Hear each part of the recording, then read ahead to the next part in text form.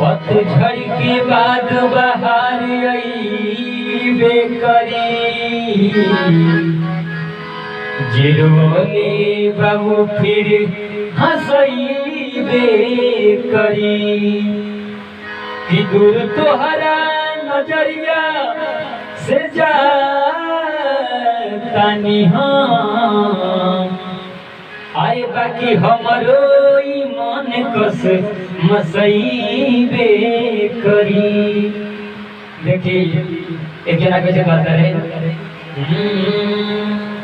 कि मन लगा लिहा अरे देवरू से बात कई के कुछ मजाक कई के कुछ मजाक कई के मन लगा लिहा देवरू से बात कई के कुछ मजाक कई के कुछ मजाक कई के कि हमहू कसम साथ रह रानी कहरा बिना हो।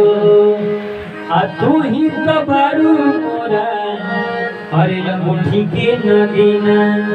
कि दिल लगा लिहा ए सोना दिल लगा लिहा हंसी खुशी बात कई के कुछ मजाक कई के कुछ मजाक कई के मन लगा लिहा अरे देवरू से बात कई के कुछ मजाक कई के कुछ मजाक कई के।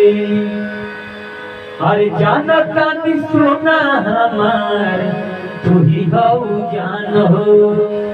आ तोहरे में बसल बाटे हमरो प्राण हो।